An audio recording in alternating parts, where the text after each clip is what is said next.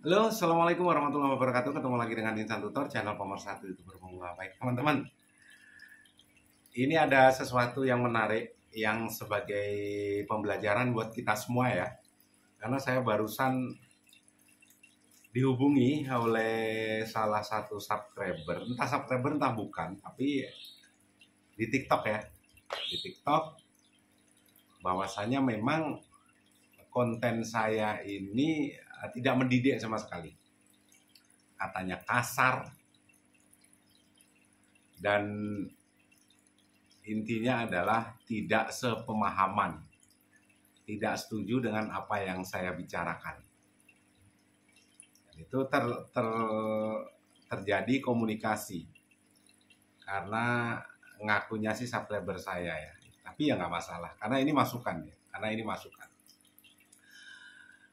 Jadi berhubungan dengan branding mungkin maksudnya adalah personal branding Insan Tutor yang memang terkenal kasar dibandingkan dengan mungkin kreator lain yang menyampaikan sesuatu dengan cara yang lembut dan segala macam, dan sampai membawa ayat-ayat segala macam lah. Dan saya tahu channelnya, dan channel ini memang berhubungan dengan channel-channel pembahasan keagamaan ya, channel-channel keagamaan. Oke, saya paham. Itu berdasarkan versinya dia, dan itu memang kompetensinya di bidang tersebut. Dan ini memberikan masukan, tetapi ada sedikit bahasa-bahasa yang saya juga tidak sepemahaman ya. Karena bahasanya memang lembut tapi menjudge itu salah. Kalau salah perbaiki, bukan ngeyel. Oke. Ini gini. Ini tapi sebelumnya sebelum kita bahas lebih jauh, jangan sampai nanti ada yang bilang curhat ya, bukan. Karena ini adalah channel pembelajaran. Ini sebagai pembanding saja ya, sebagai pembanding saja, karena yang dibahas sudah mengarah ke sesuai dengan kompetensinya dia. Dan ini nanti bisa teman-teman jadikan. Sebenarnya gini loh bro, seburuk apapun sebuah konten, kalau cara berpikir kita benar, pasti ada satu hal positif atau ada hal positif yang bisa teman-teman ambil. Sebagus apapun sebuah konten, kalau cara mikir kita salah, konten tersebut tidak bermanfaat bagi orang lain, walaupun kontennya benar. Karena ingat ya, kebenaran itu mutlak. Benar ya benar, salah ya salah. Kebenaran itu mutlak, salah juga mutlak. Titik. Kalau benar ya benar, kalau salah juga salah. Tetapi kebenaran dan kesalahan itu tidak jadi mutlak. Artinya bisa ngambang kalau kita belum cukup ilmu. Abu-abu jadinya. Contoh, saya ambil sebuah pelajaran. Dulu saat saya masih kerja di Bank ABC sebagai marketing, ya, sebagai supervisor marketing waktu itu, dan ingin mengucurkan kredit, ya namanya bank konvensional ya, ingin mengucurkan kredit ke sebuah, bukan lembaga ya, ibu-ibu pengusaha, tapi pengusaha dalam tingkat UMKM lah ya. Masih tergolong UMKM karena di bawah 500 juta. Ada yang mungkin pinjem 100 juta, ada yang 200 juta untuk pengembangan usaha di desa tersebut. Di sebuah desa. Nggak perlu saya sebutkan desanya. Jadi saya berharap karena target saya tinggi, akhirnya saya minta tolong ke ibu-ibu, ambil positifnya ya. Sebagai pembelajaran channelmu juga hidup. Jadi saya menghubungi ibu-ibu, kira-kira dalam satu desa tersebut ada berapa orang yang ingin mengembangkan usaha. Yuk berkumpul bareng. Berkumpulnya kebetulan di salah satu tokoh. Dan ada satu yang saya tunjuk sebagai ketua. Bukan ketua ya, untuk mengakomodir ibu-ibu tersebut. Kebutuhannya berapa saja. Jadi karena kalau yang pinjem itu hanya 1-2 orang, ada yang 50 juta, 100 juta, 20 juta. presentasi saya kan butuh waktu atau banyak orang yang harus saya datangi door to door dari rumah ke rumah. Akhirnya saya punya ide dengan gagasan saya, dengan ide saya disupport oleh perusahaan perbankan ABC tersebut juga dan disetujui, dan akhirnya saya kumpulkan. Terkumpullah di situ beberapa puluh orang. Jadi saya tanya berapa kira-kira kebutuhannya. Ibu A 50 juta, B 50 juta, Ibu C berapa ratus juta. Jadi sekali clear survei itu langsung closing, artinya ya, langsung closing di atas 2 miliar yang jelas. Jadi sekali ngomong langsung 2 miliar. Tetapi di situ ada perdebatan alot. Karena saya dalam tanda kutip harus menunjukkan argumen orang yang dituakan di desa tersebut. Dan juga di situ sebagai tokoh agama. Dan kebetulan sangat anti dengan yang namanya riba. Ya, riba. Sangat anti yang namanya riba.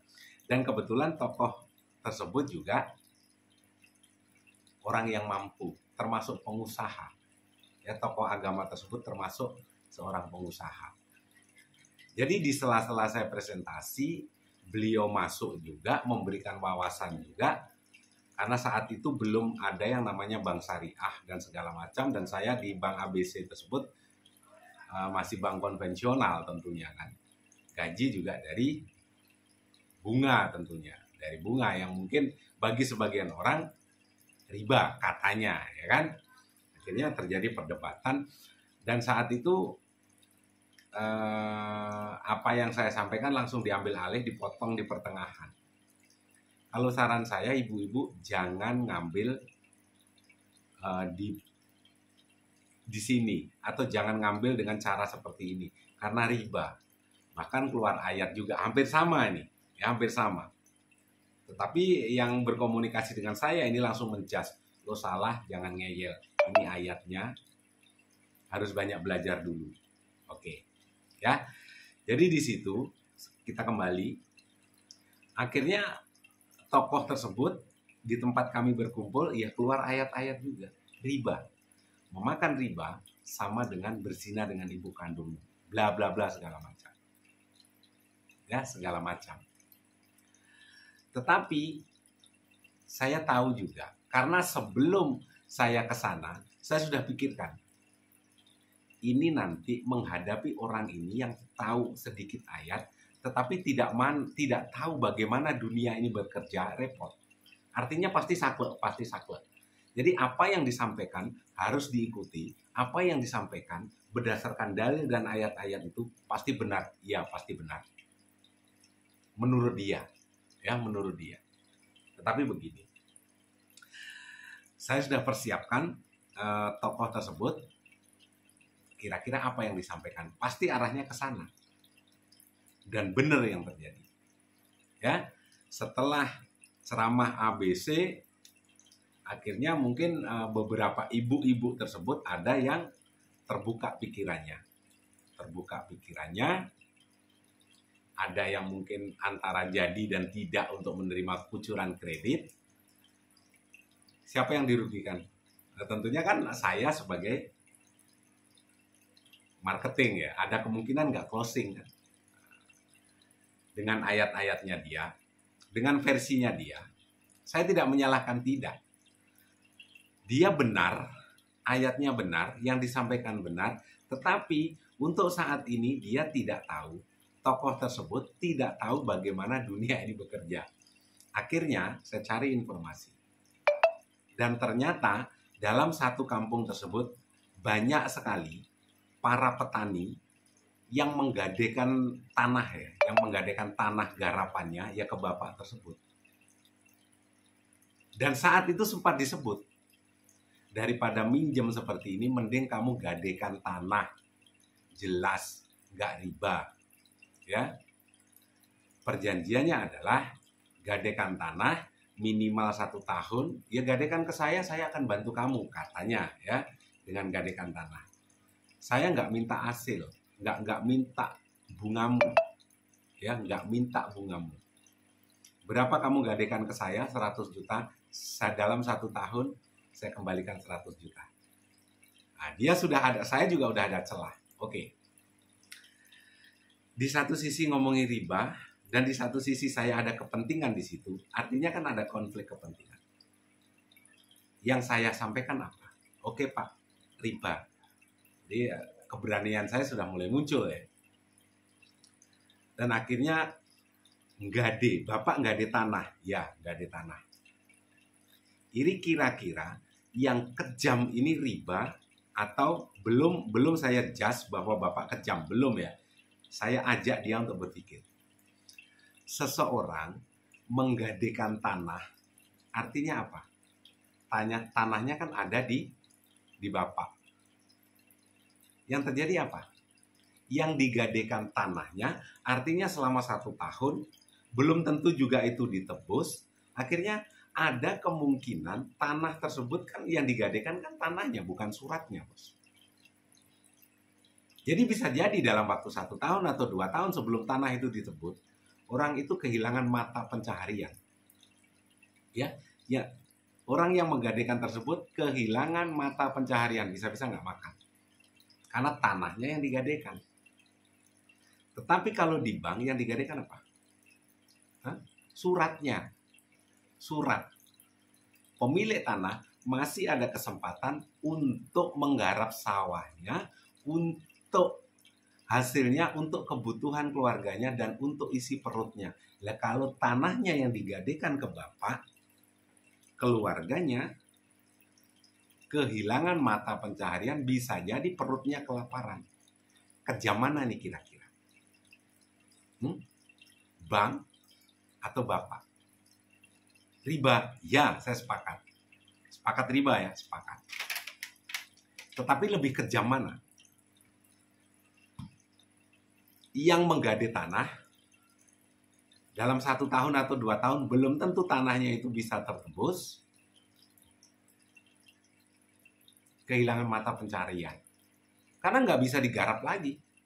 Karena kan ada di tangan penggade. Sedangkan kalau di bank yang digadekan siapa? Yang digadekan suratnya. Lebih kejam mana? Yang tahu agama yang langsung gade tanah itu, apa bank yang hanya minta suratnya? Sama-sama berpikir ya. Akhirnya nggak bisa ngomong. Ujung-ujungnya apa? Mungkin dengan sedikit dan raut muka yang sedikit berubah. Karena mungkin sebelumnya nggak ada perlawanan dari jamaah-jamaahnya. Nah, sekarang ada perlawanan dari saya. Akhirnya mungkin dengan sedikit muka berubah, ujung-ujungnya apa?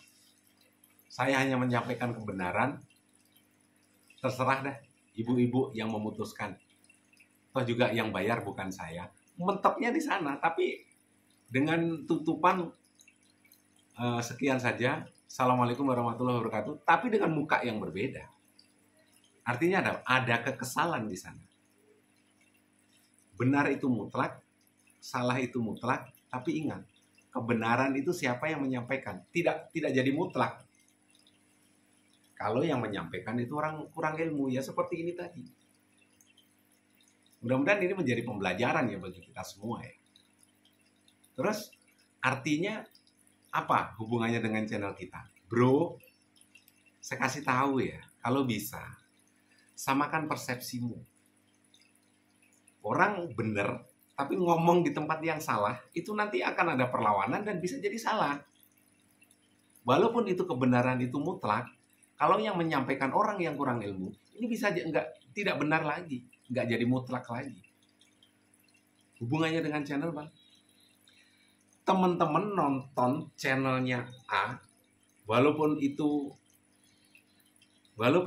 ya, yang mungkin ratusan juta dan segala macam, apakah itu nipu? Nipu. Tidak versinya dia. Tapi bagi yang gagal monet, kira-kira apa? Gara-gara ngikuti si A, gara-gara ngikuti si B, tertarik dengan ratusan juta, saya kena tipu. Itu kan? Iya kan? Mutlak kebenaran ini menurut si pemilik konten ya benar. Cari rezeki yang halal. Ayo mencerdaskan orang supaya kita berpikir, banyak berdoa, perbanyak berdoa, perbanyak sedekah. Itu benar, itu benar. Benar. Saya nggak lawan. Itu benar. Nggak ada salah. Tetapi ingat, teman-teman tidak harus semuanya itu diambil. Ya, bagi teman-teman yang hanya mungkin ya perbanyak berdoa, perbanyak sedekah. Orang miskin, orang yang channelnya belum berkembang, nggak butuh itu. Apa yang mau disedekahin? Apa? Nggak ada, buat makan aja susah. Yang seharusnya dia mendapatkan sedekah, dipaksa untuk bersedekah. Nggak bisa, bos. Jadi walau menurut dia benar, menurut teman-teman bisa jadi channel tersebut penipu. Demikian juga dengan penilaian teman-teman ke Insan Tutor. Insan Tutor memberikan sebuah pemahaman berdasarkan pengalaman, bisa jadi Insan Tutor teman-teman anggap sebagai penipu. Itu terserah kalian. Karena saya masa bodoh. Yang menurut saya baik, saya lakukan. Dan demikian juga dengan teman-teman. Yang menurut kamu baik, lakukan. Mau kamu dianggap penipu, kayak mau kamu dianggap bohong, bodoh amat. Gak ada urusan juga dengan saya. Kalau nanti terjadi sama teman-teman, gak ada urusan juga dengan teman-teman. Gitu loh, cara berpikirnya. Dimanapun teman-teman belajar, ambil positifnya. Mau dimanapun teman-teman belajar, ambil yang baik, buang yang buruknya. Sesuaikan dengan channelnya. Kecuali kalau ada yang menjas sebuah channelnya Insan Tutor sesat, jedar. Kok jedar lagi ya? Channelnya Insan Tutor nipu pemula. Saya sikat. Gak ada urusan juga dengan saya. Mau dia nyungsep, gak ada urusan. Ya, kalau dengan mudah menjas seperti itu. Apalagi menyalahkan subscribernya Insan Tutor, loh, saya yang paling terdepan kok. Subscriber saya aja saya maki-maki, masih terus mensubscribe Insan Tutor. Subscriber aja sering saya bilang tolol, tapi nggak ada rasa marah. Masa saya sih mau membiarkan teman-teman begitu saja? Nggak bisa, bos. Saat kau tertindas, siapa yang menindas, ketemu channelnya, saya bantai. Nggak ada urusan juga. Mau kalian hebat, mau kalian apa, bodoh amat. Intinya, terus berkembang, terus berkarya. Belajar boleh di mana saja, tapi ingat, hati-hati dengan dompetmu. Ya, hati-hati dengan dompetmu. Orang dengan gaya yang polos, dengan gaya yang seakan-akan tulus, dibungkus dengan surban, jenggot. Kalau sudah ngomong cuan, sudahlah. Dan sudah ngomong bodoh amat, sudahlah, bos. Gak usah soalim. Taek itu. Ya, tergantung penilaian orang aja. Mudah-mudahan ada hal positif dan ada pembelajaran ya. Artinya apa? Obrolan tadi menarik. Karena yang akunya subscriber saya, dan kebetulan channelnya juga membahas tentang keagamaan. Nah, sekarang baru dapat lawan, setelah dapat lawan ngamuk juga kan. Sakle juga kan. Saya belum terlalu jauh. Kalau sudah terlalu jauh, saya sikat juga tadi. Gak ada urusan juga. Saya sudah lupa dengan gimana rasa takut. Mau kalian tokoh apa kayak Gatot Kocok atau apa kayak, bodoh amat. Sukses selalu, sehat, salam buat keluarga. Wabillahi taufiq wal hidayah. Assalamualaikum warahmatullahi wabarakatuh.